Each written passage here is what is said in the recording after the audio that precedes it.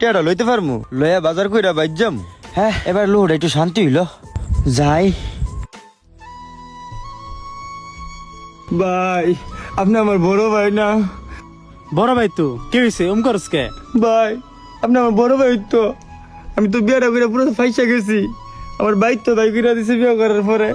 আমার বউ মনে করেন বাজার করতে না দেখিয়া অনেক যারা আমারে বড় ভাই। এখন আপনি আমার একটু উপকার করেন, 1,000 টাকা দিয়া।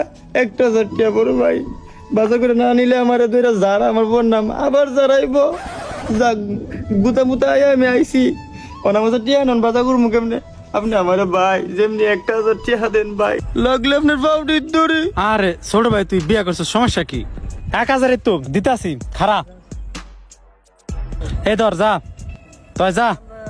ঠিক আছে ঠিক আছে, বড় যা। উপকার করলেন বড় ভাই, আপনার কথা আমার মন থাকবো।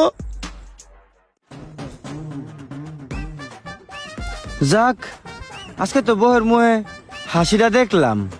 4-5 দিন চলতে পারমু। এবার একটু শান্তি হইল, যাই। এবার একটু বন্ধু বান্ধবের লগে আড্ডা দিয়ে গা।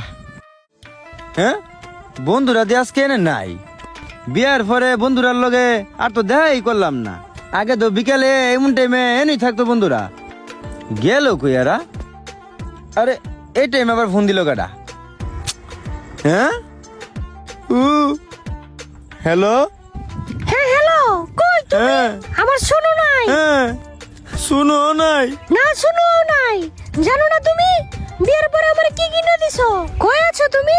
আমি আইতাছি, বন্ধুরা এনে আছি। তুই কাম করস না, তোরে তো বন্ধু বান্ধব আসে কোথা থেকে? দেখা করতেছি বন্ধুরার লগে। তুই আয় আজকে বাড়িতে।